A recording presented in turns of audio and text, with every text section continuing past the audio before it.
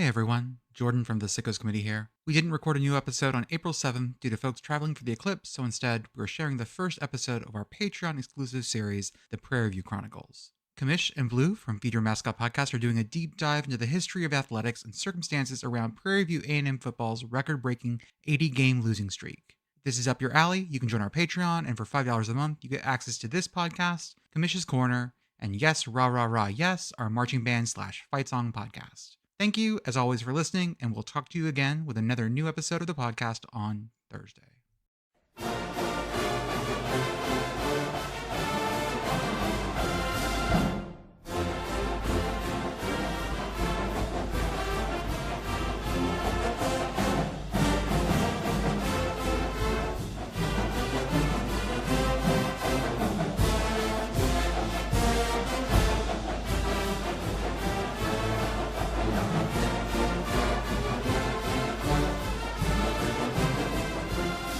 Hey everybody, this is Kamish with the Sickos Committee here. Got a special Patreon or a Substack episode series coming up. We call these the Prairie View Chronicles, and I have a special guest with me, Blue from the Feed Your Mascot podcast, our resident HBCU expert, if that's okay to call you that, because I mean he's got degrees from two, right? Norfolk State and Howard. I got him on, and I'm fascinated by this topic. I really can't find a piece of media on it that like covers the enormous depth and scandal that takes place at Prairie View A&M University, and it leads to the longest losing streak ever in NCAA history. So I have Blue with me. What we're going to do on these episodes, we're probably going to have maybe about 3 or 4 hour-long episodes for this, and we're going to go into details. The first episode, I want to just talk about the history of the university and basically leading up to the beginning of the losing streak. And we'll leave you on a cliffhanger there. So I really want to have everybody get to know Prairie View A&M, because the history of the university is incredible. It is something that you really got to know how crazy something like this would happen at a university like this, because this institution in the state of Texas is extremely important, has tremendous amounts of history, and I'm just gonna let Blue go from here to start talking about the university itself and its founding. Absolutely. Thank you for having me, Commissioner. I'm always glad to work with the Sickos. I try to write for you guys during the course of the regular season, so I enjoy it a great deal. But to get started with Prairie View A&M, we actually have to go back to around the time of the 17th Texas legislature. So this is after the Civil War. This is about 10 years after emancipation. And we actually have and I really want to put a pin on this, that these are two great men in the state of Texas. So you have Texas State Senator Matthew Gaines and Texas State Legislature, so this would be the lower house, William Holland. So these are both newly freed men. Both of them had previously been enslaved in Texas. They received their freedom after the Civil War, and when they get emancipation, they get elected. And so they get elected in Texas, and they go to the legislature and they say, well, we have this new thing that came out from the federal government, the Morrill Land Grant College Act.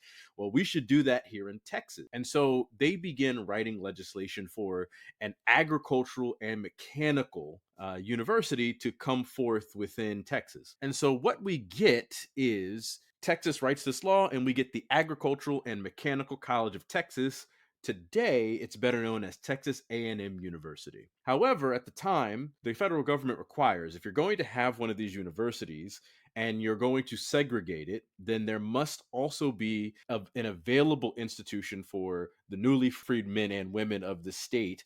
And so what we get from the machinations of these two men is Alta Vista Agricultural and Mechanical College for the benefit of colored youth. And that is the first public HBCU in the Lone Star State. On the scene, we now have Texas A&M and we have Alta Vista A&M, and they are both, their birthdays the same day. So to secure this, they actually go and they find an old plantation. It's called the Alta Vista Plantation. The widow of Colonel Jared Ellison Kirby, his widow Helen Mary Swearinger, they actually sell, or she sells the plantation or the land that the plantation is on to the state of Texas, and the state of Texas gives this to the nascent university. And what we get is 1,400 acres of land that's now being used as a university instead of, it's actually wasn't being used at all.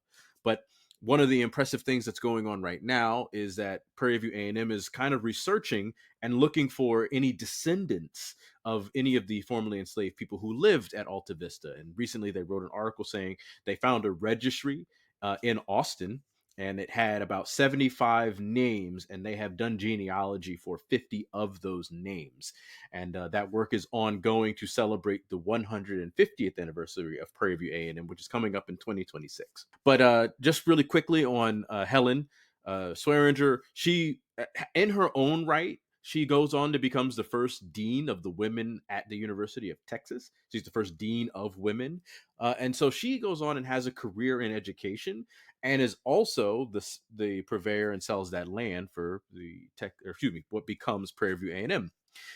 As we go forward, 1945 rolls around, we start changing the name of the university. So it goes from Alta Vista to Prairie View Normal and Industrial College, and then eventually becomes Prairie View University. It becomes Prairie View A&M College of Texas in 1947, and then it gets the name that we all know it by, Prairie View Agricultural and Mechanical University in 1973. As a quirk of the way the Texas A&M system kind of operates, the A and M don't really mean anything. It's a tribute to their agricultural and mechanical history, but the official name of Texas A&M University is Texas A&M University. And the same is true of Prairie View. So Prairie View's official name is Prairie View A&M University, and it's had that name since 1973. By 2021, Prairie View A&M is an R2 institution, and it's one of 11 HBCUs that holds this designation. It also boasts over 10,000 students. So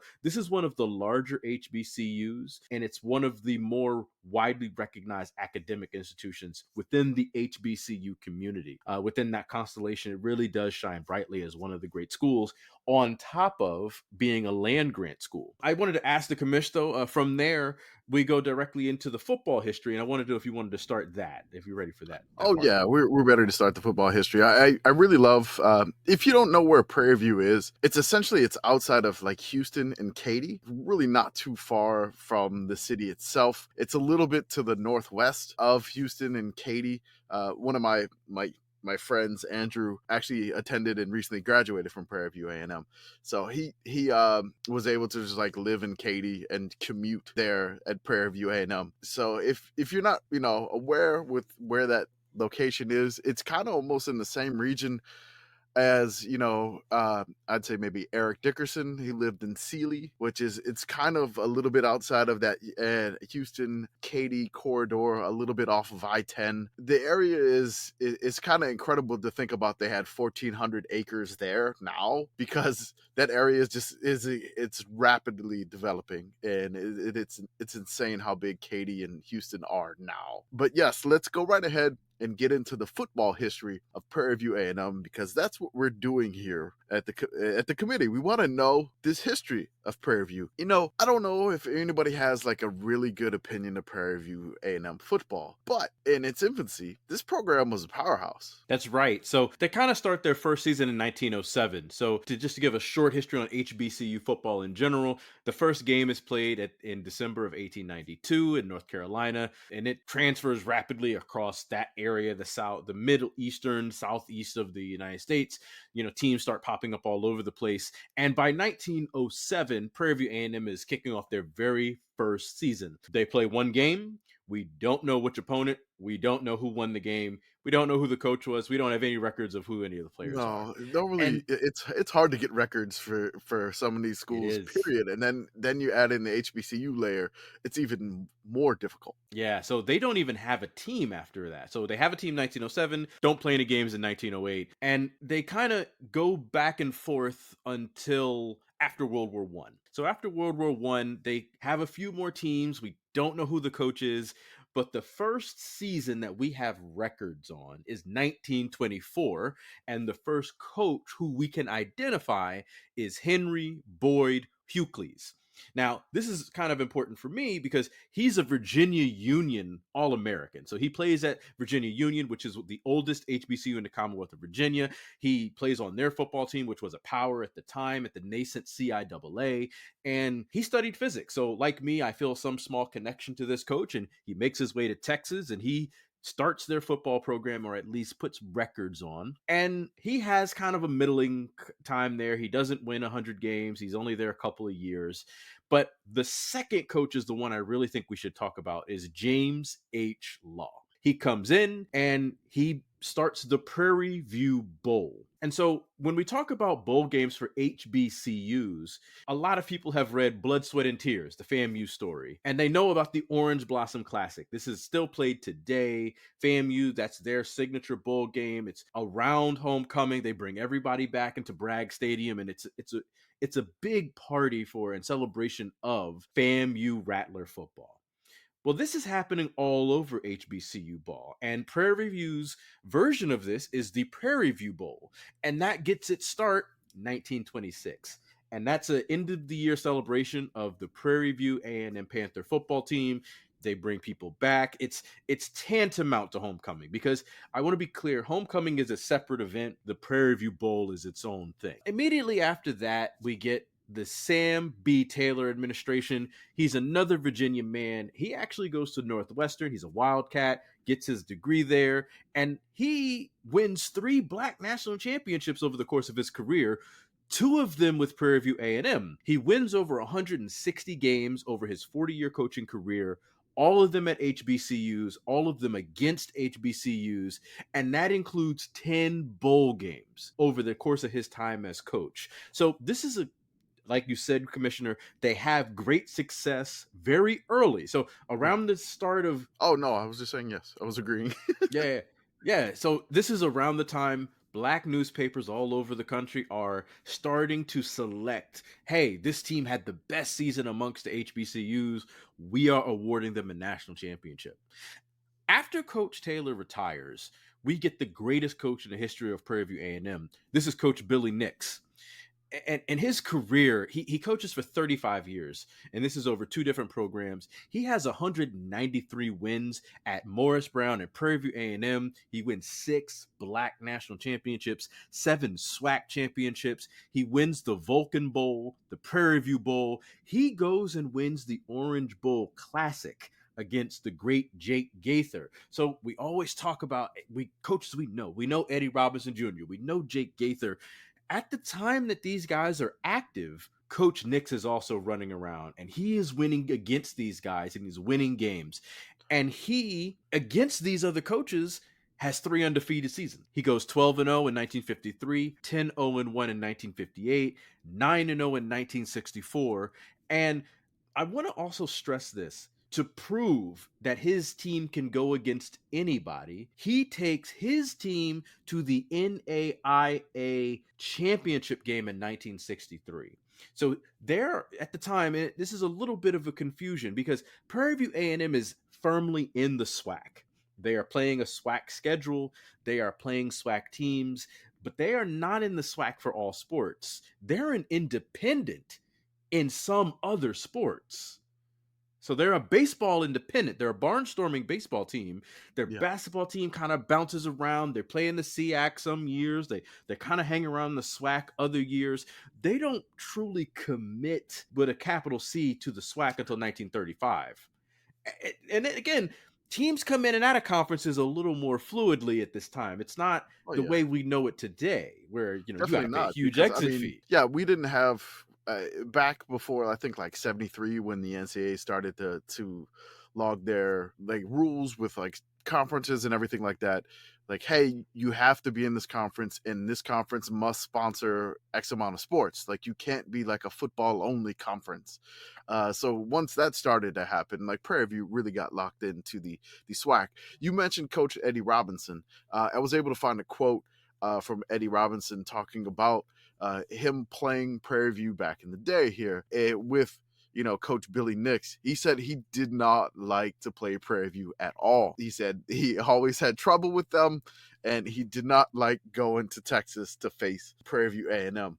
whatsoever. And I mean, just looking at the record with the coach Billy Nix. I mean, as you put in the notes here, 3 undefeated seasons in 53, 12-0, 10-0-1 in 58, 1964, 9-0, and you're talking about the NAIA championship game in 1963 right now. Absolutely. And it's really even worse for Coach Robinson because Grambling and Prairie View A&M have a small rivalry where they play at the Texas State Fair every year because they said, well, this is an opportunity. Grambling and Coach, Commish, I'd like for you to kind of elaborate on this. It's closer to drive to Dallas for Grambling than it is to drive to Baton Rouge or even New Orleans in Louisiana. Yeah.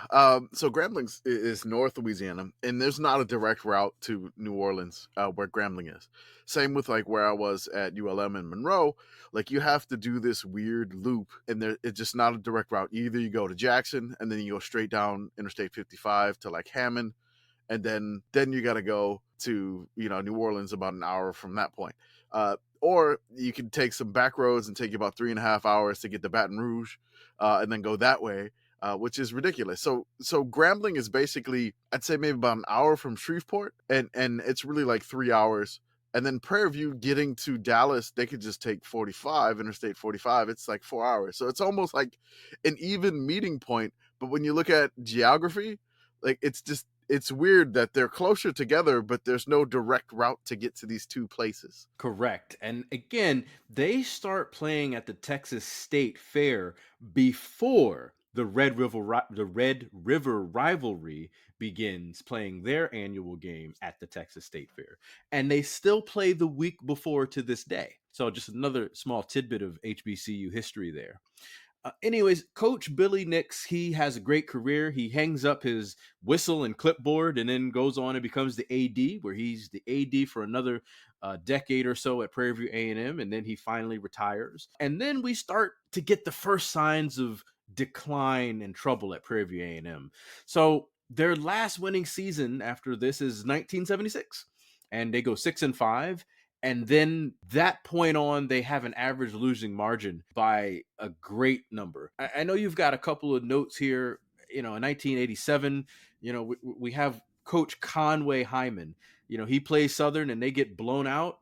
He has a record of 0-3-1, and this is the end of his time as coach. He's replaced by, and really he's the villain of our story, this next coach, Coach Haney Catchings. Go ahead, Yes. Commish. Yeah. So basically, what I did here is just basically going to give a little bit of foreshadowing of the characters that come up in this incredible losing streak that I don't think is ever going to be matched. Honestly, I don't think a school will go like more than what Columbia's record was, which was like 40 something games. I never see a school touching this. Of the 80-game losing streak. So this is one of the main characters of the story here. It's Coach Haney Catchings. He took over in 1987 as the interim head coach. So as you said, Conway Hayman was fired. He went 0-3-1 in 1987, replaced with the interim head coach Haney Catchings. He finished the season in 87 at 4-3. The team finished overall 4-6-1. They finished winning 4 out of their last 6 games in 1987. As we said before, Catchings is going to be a very prominent figure throughout this series, and he is a major contributor to many of the problems that lead to this ridiculously long losing streak.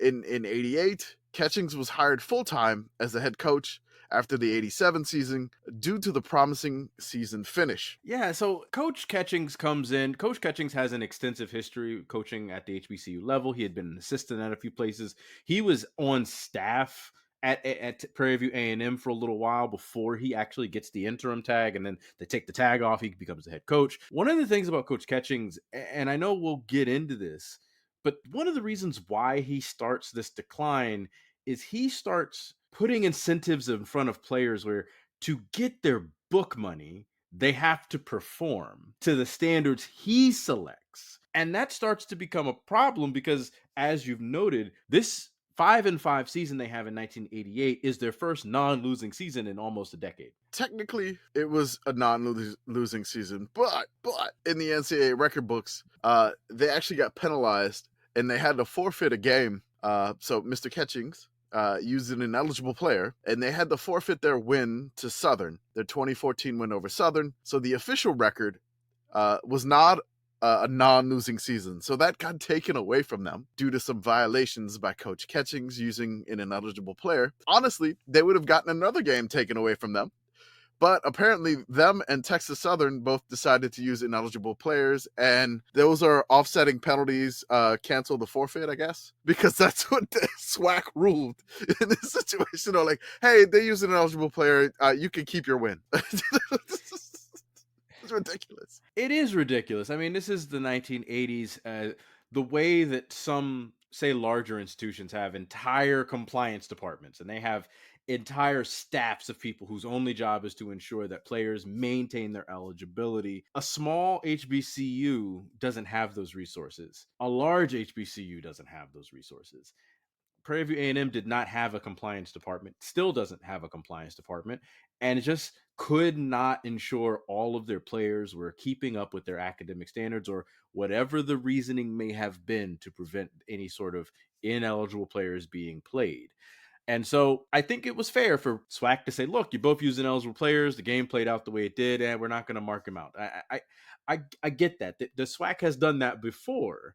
If you look through the SWAC's history, they have a lot of kind of looking the other way on some of these teams that may or may not have had, quote, eligible players before the NCAA starts to really ramp up its enforcement arm. The article stated it says SWAC penalizes Prairie View. They announced penalties against Prairie View on Tuesday for using an ineligible player in games.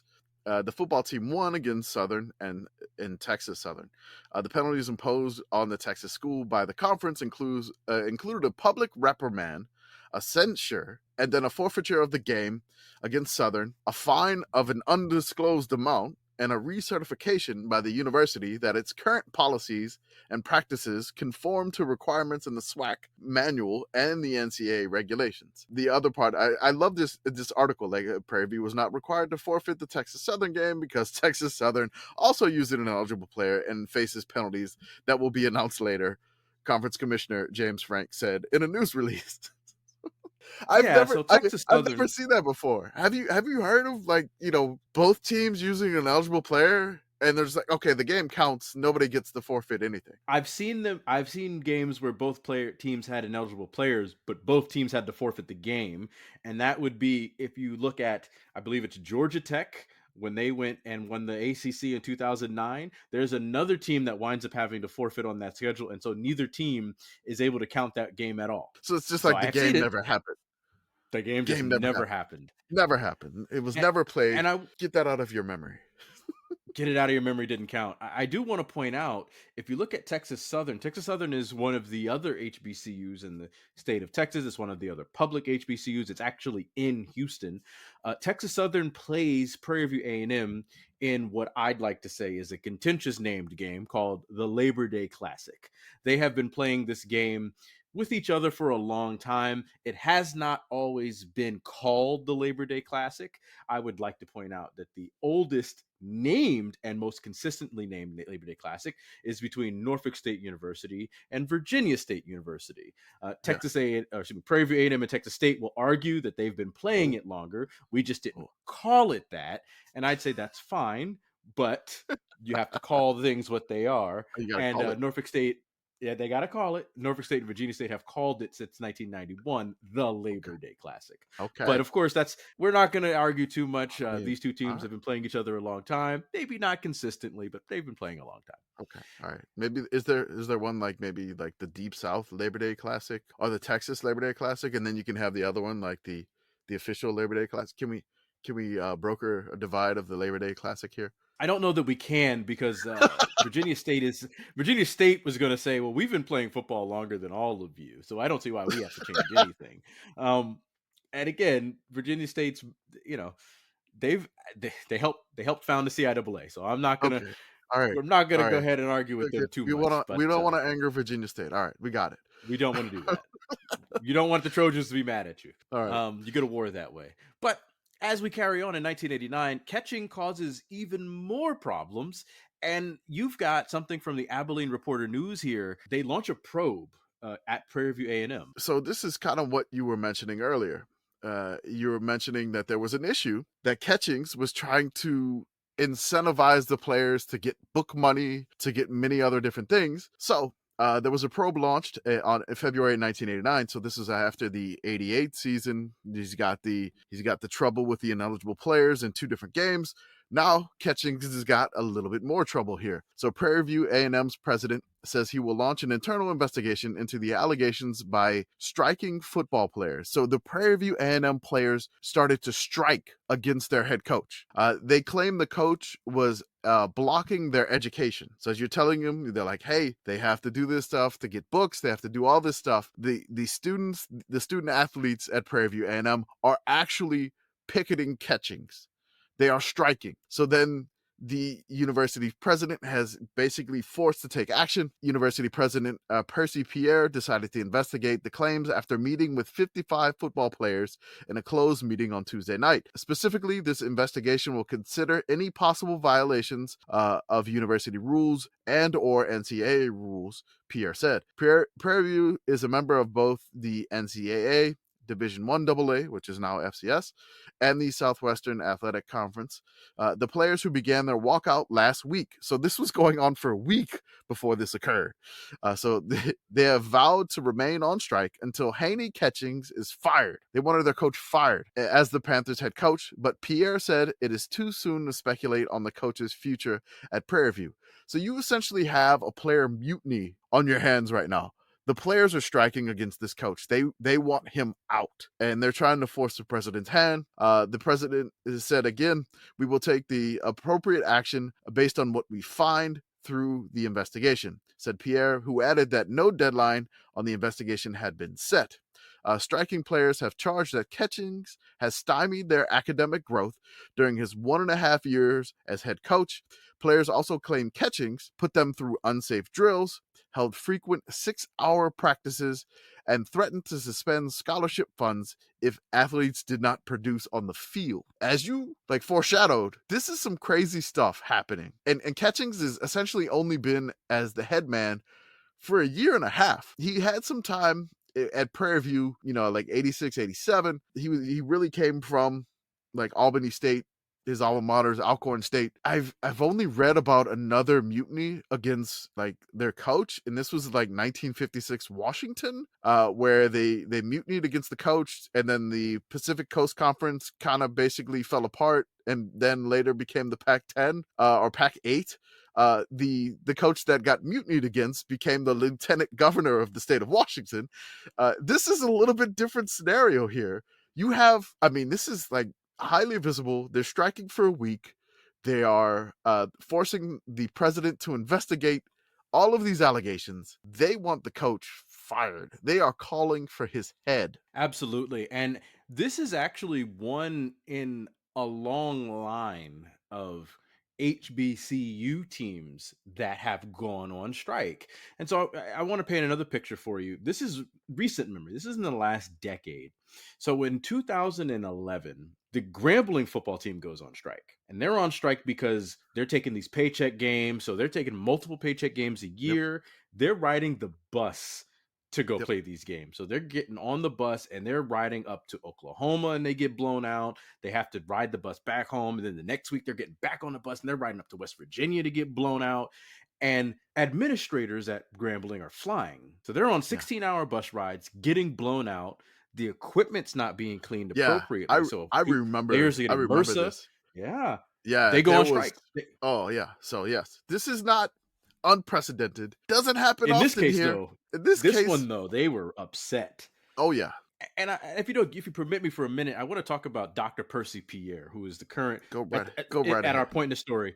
He's the president of Prairie View A&M. Dr. Pierre is the first African American to receive a PhD in electrical engineering. He gets that from Johns Hopkins University out here in Maryland. He actually attends Notre Dame to get his bachelor's and master's on a full scholarship. He becomes the dean of engineering at Howard, the president of Prairie View A&M. He becomes the assistant secretary of the Army at one point and is still alive, currently teaching electrical engineering as a professor emeritus at Michigan State University. So Dr. Pierre shows up and says, okay, well, I got to get to the bottom of this. And he determines, Coach Catchings, you're not quite doing what you're supposed to as a leader of men, as we hope to be a motor of young people to get them to where they're supposed to be. And to answer your question about Coach Catchings, he was the offensive coordinator on the last team for the last head coach. So the head coach that gets fired, 3-1, he's that offensive coordinator. He turns the team around and wins 4 games, and they give him the full-time job, which looks more and more precarious as the years go by. And again, you've got written down here, their last win is in this 1989 season, where they go and they beat Mississippi Valley State, which is, and we've talked about this before on other episodes, they're coming off of the greatest team they've ever had in 1984 with satellite Willie Totten and all-world Jerry Rice. Yes. Now in 1989, they're the last win for Prairie View A&M because immediately after that we get, and we can always debate whether the NCAA can issue something called the death penalty. They don't get the chance to, because Prairie View A&M takes it upon themselves to shutter their football program for a season and other sports. This is kind of something that you really don't, you can kind of see the writing on the wall. Catchings doesn't catch anything from this. He's still the coach. He's still the coach. He's still the head coach. The players wanted him out. He's still on the staff. He is still the head coach. He's still there is a lot of different things that he's still the coach. In 1989, Catchings is the coach. I was like, it's still baffling to me that, really, they wanted Catchings to go, but whatever President Pierre found wasn't enough to get rid of them. And it wasn't enough to get rid of him, even though the players were calling for his head. So in 1989, Prairie View that season, they finished 2-8 in this, but essentially they were really 1-9 if you think about it. So this entire year, the players kind of felt like they were quiet quitting, if you want to put it this way, because they didn't really seem to be buying in with this coach this year, which is completely understandable. Their season, there was really nothing close for the season until maybe towards the end of the year. So their first game against Texas Southern, which is that Labor Day Classic, which we can't call it that. Can we say like don't wear white after this day Classic? I mean, is that workout? I say this is their show. We can call it the Labor Day Classic for them because it is their show. Make sure. I don't want, and they call it that. I don't know why they call it that, but they call it that. All right. That's what they call it. I'm gonna click on Labor Day Classic, and then it says there's a Wikipedia, but then there's like, hey, there's another one, and I'm like, okay. So first game of the season, as I said, they're kind of quiet quitting here. They get blown out by Texas Southern, 45-7. Like, it was not close. Just a ridiculously blowout game. The next game, they go to Southwest Texas State, which is now known as the Texas State Bobcats. They go to San Marcos, and they get blown out 41-0. Their motivation is probably crushed. They wanted to get rid of the coach. Maybe there's a little bit of vindictiveness. Or maybe some of the players just like, hey, he's still the coach. I'm not going to play for the team. Or I got to keep my scholarship, whatever. Next game, they're back home. They welcome Jackson State. They lose 66-0. So they've scored 7 at home. They lose 66-0. They get crushed again this entire year so far, right? I just want to say they've scored 7 points. 7 points up to this point. To this point, they've scored 7 points. Next week they don't score many more either, but they've given up 45, 41, and 66 points. They've been outscored 152-7 in their first 3 games.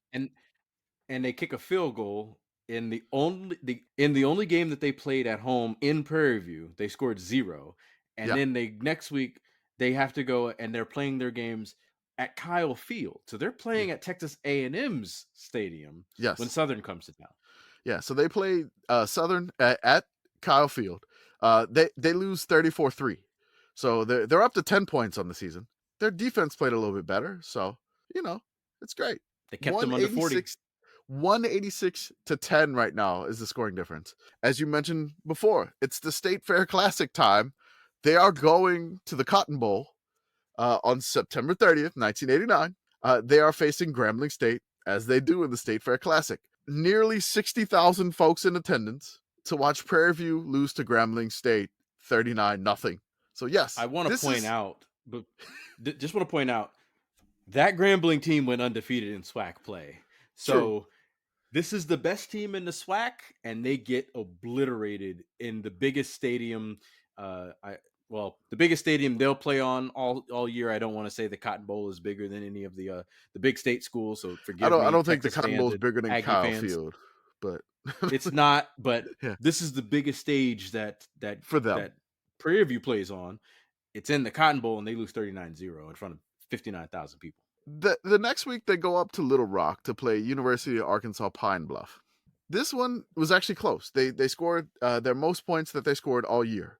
They lost 35-32, but Pine Bluff had to forfeit the game. It had to forfeit all of their games in 1989 for ineligible players. So Prairie View technically gets this win, even though they lost 35-32. Probably their best offensive performance all year long.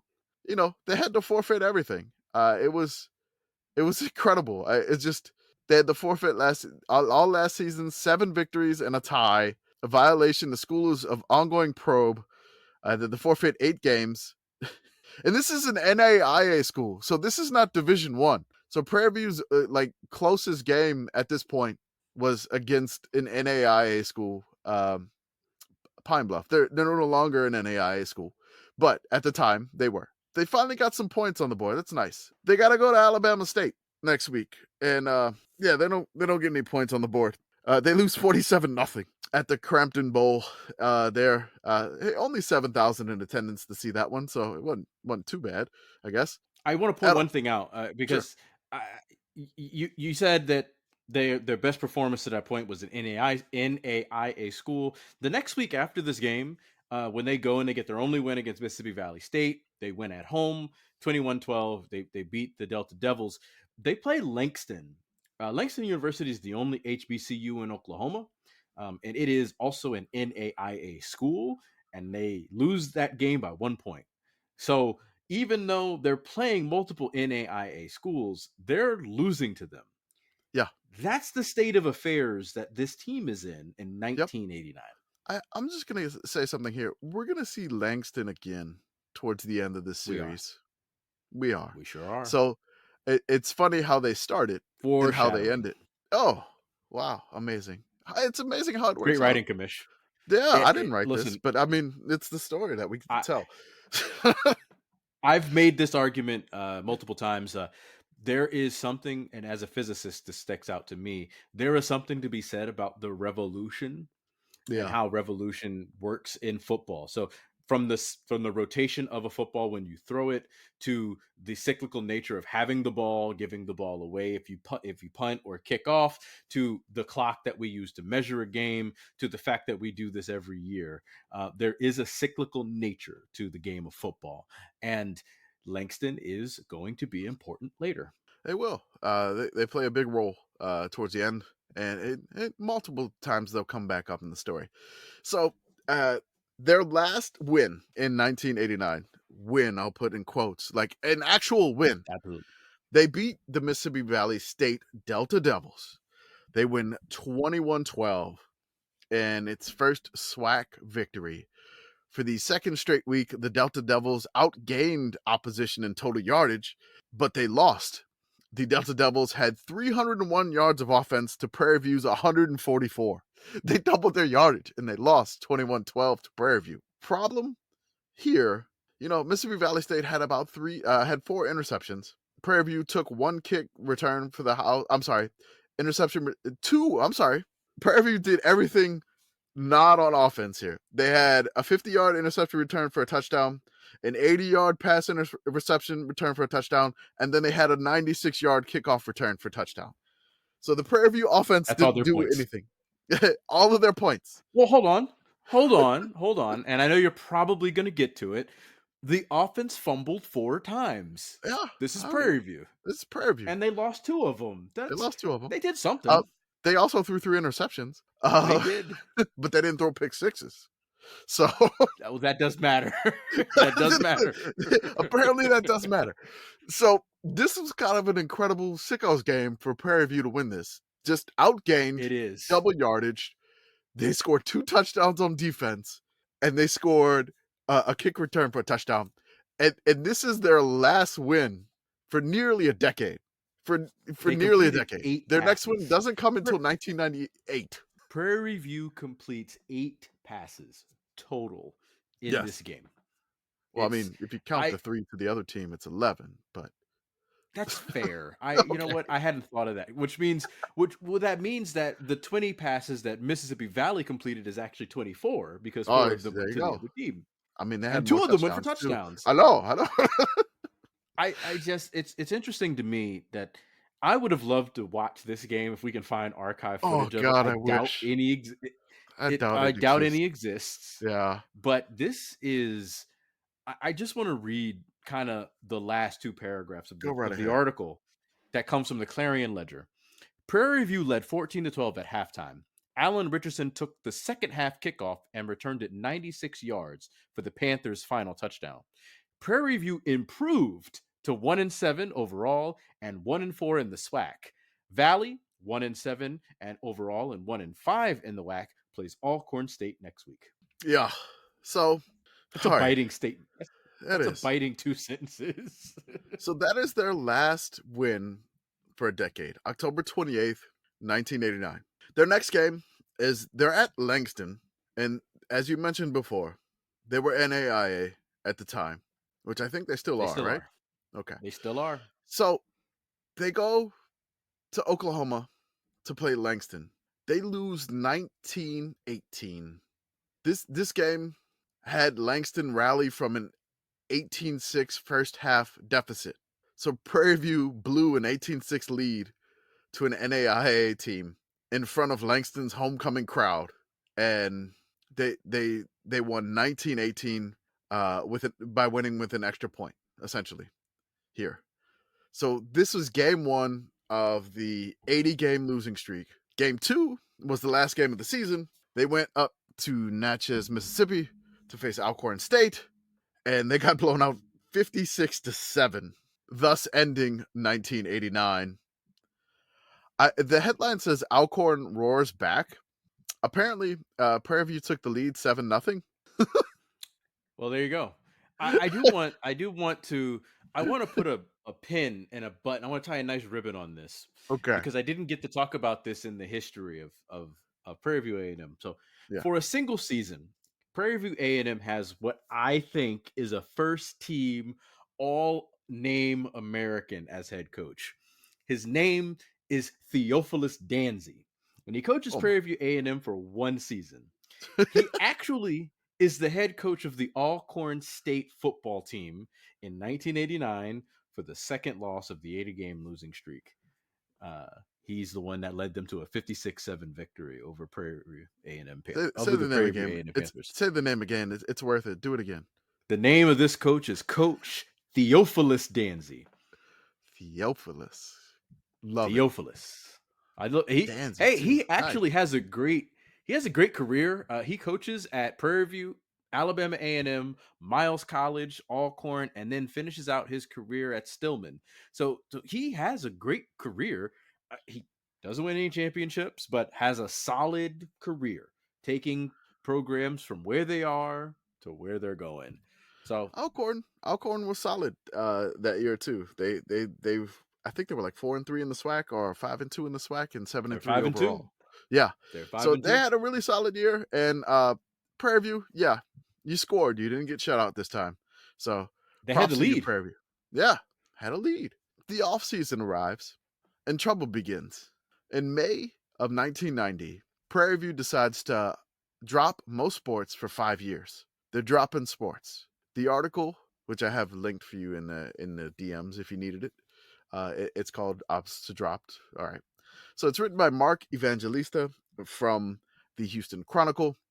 Prairie View, citing the need To get our house in order, Prairie View A&M President Julius Beckton Jr. announced that the school will drop all intercollegiate sports except track and field for 5 years. The measure will save the school 70 scholarships worth $300,000 annually in student fees. Beckton, who was appointed president in November 1989, you notice President Pierre got out of there, right? Sure did. He He left did. town. He left. He was like, okay, Catchings is here. I'm out of here. So Beckton, appointed president in 1989, he said he made the decision in the past 2 weeks and realizes that some hard-charging alumni will be disappointed, but we have a commitment to academics. I would rather fix things than put a Band-Aid on it. This is not the place to rah-rah and raise hell. Over the last 5 years, the athletic program has a $3 million deficit. The 1990 budget of $1.078 million was offset by revenues of $600,000. During the last session, the legislature placed a rider on the appropriations bill for the school, stating that if Prairie View was not able to get fiscal matters in order by August 31st, the institution would be placed in conservatorship. So basically, the university was in danger of just not existing.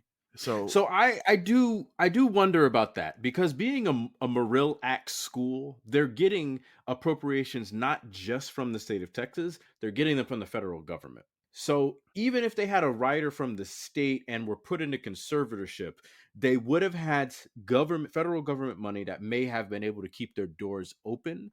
Yeah, But I don't know if that would have been the case. definitely. I just want to put that out there. Yeah, so don't know for sure what exactly would occurred there. So one of the deciding factors was that Prairie View would no longer receive $6 million annually from the University of Texas's share of the Available University Fund, the AUF, after 1994. The AUF comprises the earning of the Permanent University Fund derived from West Texas oil payments. Prairie View's bond from the PUF for the future includes $6 million for a new science building and $1.5 billion to refurbish the old education buildings. Beckton said he was going to meet with SWAC officials in New Orleans to discuss the school's action.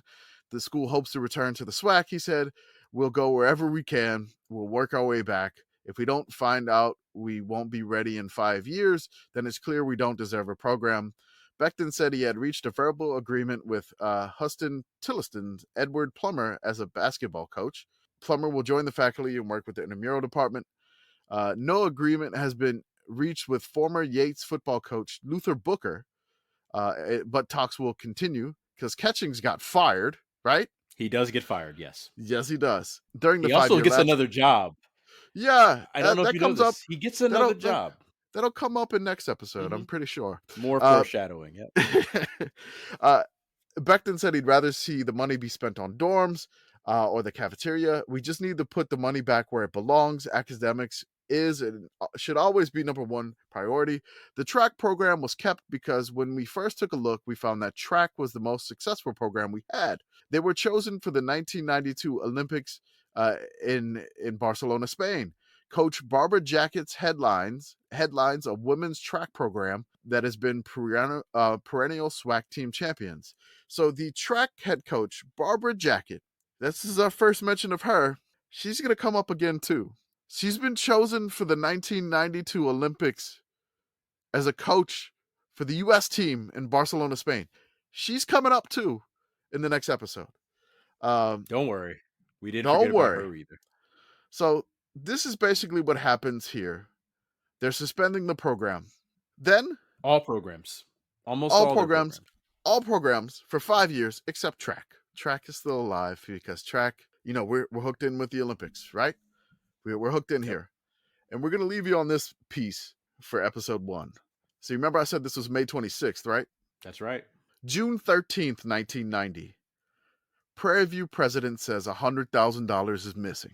Prairie View A&M had asked the Texas Rangers to investigate the disappearance of about $100,000 in missing athletic department receipts, Prairie View president Julius Beckton said Tuesday night. Beckton, speaking to about 150 Prairie View A&M alumni at the Wheeler Avenue Baptist Church, gave few details about the missing money, other than to say it occurred during a previous administration and that the case is being probed by the Texas Rangers, the investigative arm of the Department of Public Safety. Where could that Look, it's money not have me. Look, gone? look, it wasn't me. No, no, no, Wasn't it me. wasn't me. Where It could it was the go? last Where'd it guy. He go? lost $100,000. No, the other guy. The president also told alumni that the university, which dropped all sports except track last month in the midst of a budget crunch, has raised enough money to revive its and baseball programs, but not football. Becton told the crowd he will stop mismanagement at the school. Becton says, if mismanagement exists through my administration, you have my resignation. We will account for every penny, with the exception of those individuals who are being investigated actively by the Texas Rangers.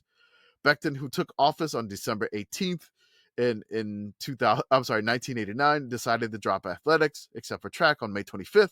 But as late as January 20th, he said he was convinced Prairie View could retain its athletic program. It was not until then I found out we didn't have funds to go through the summer. We just did not have the money.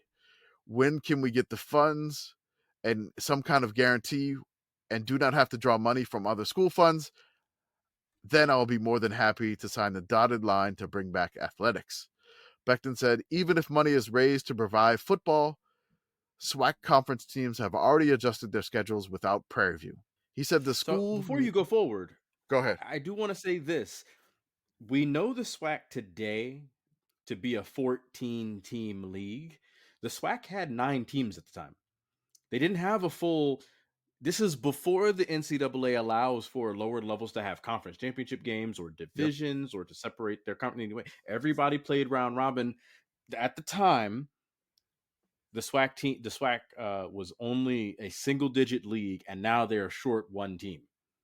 So this is a lot like what happened to the Southwestern Conference not that long before this happened, with Southern Methodist being unable to play for 2 seasons. So alumnus Ben Durant had some things here.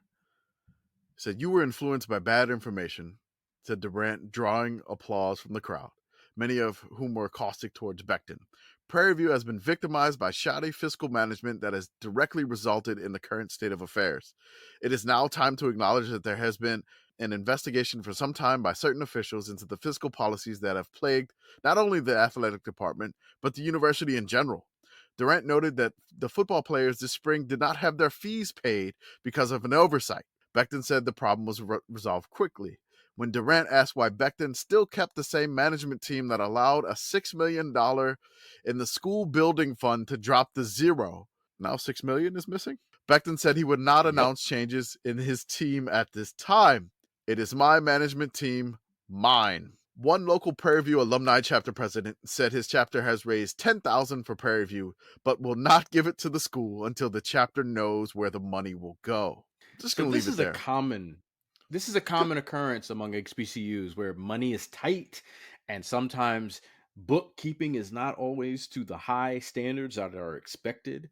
And this is one of the many cases where alumni begin to question where money is going and how is it being spent if basic university functions are not being cared for.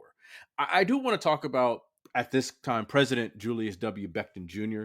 He's actually a retired 3-star general from the U.S. Army. He was a lieutenant general. He had served his country with distinction. He was well decorated by the time he takes the job at Prairie View A&M. He's a Prairie View A&M alumni, and he's the first Prairie View A&M graduate to become a flag officer. So when he comes back and says to these alumni, "I'm one of you. I'm trying to fix what's broken. I'm asking you to trust me." They're looking at him, and that's why when Durant, the alumni, stood up and says, "You have bad information. It wasn't just the guy before you, it was every guy before you. Every president before you was mismanaging the finances of the university." That's because they have seen this go wrong before, and alumni know when things are going south, and they're trying to save their institution. It's why President Becton is trying to save his institution. That's why he took a hard job. He actually winds up becoming the director of FEMA. So this is a man that can do any job, but he chose to come back and lead his alma mater. And I think it's something that should be pointed out and something to be commended. Yes. So he's inherited this mess and Oh, he's it's a gonna mess try to dig out of it. And oh boy, does it get more messy. So we'll leave it on every that note. time. I I don't know if I'd have taken this job, but he loves Prairie View. So again, Thank you so much for being patrons. Thank you so much, Blue. We'll try to do these maybe bi-weekly, maybe every 2 weeks. We'll drop a new episode here and schedule it.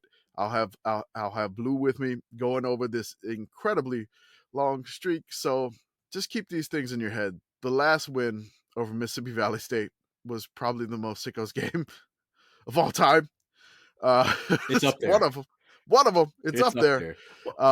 It's up there. I wouldn't say It's the up there. most. It might I not know. even be the most sickos HBCU game ever played. Oh no, but I mean, for Prairie View to have a sickos win like that, and then the next game they lose on an extra point to an NAIA school. That seems like way more and sickos than having 4 picks. And starts this incredible 80 game losing streak. The second loss is 56 unanswered points. Yeah, That's 8 not touchdowns. Good. So again, thank you so much for being patrons, subscribing to our Substack. We appreciate it. Blue writes for the Substack. He typically does some of the things that we do during the year with the crazy old timey language recaps, and he's awesome at it. He helps me out a ton with it because I cannot do it on my own. So shout out to Blue. Listen to Feed Your Mascot podcast, and we'll be back with episode 2 of the Prairie View Chronicles in a few weeks. Okay, thank y'all so much. Have a great one.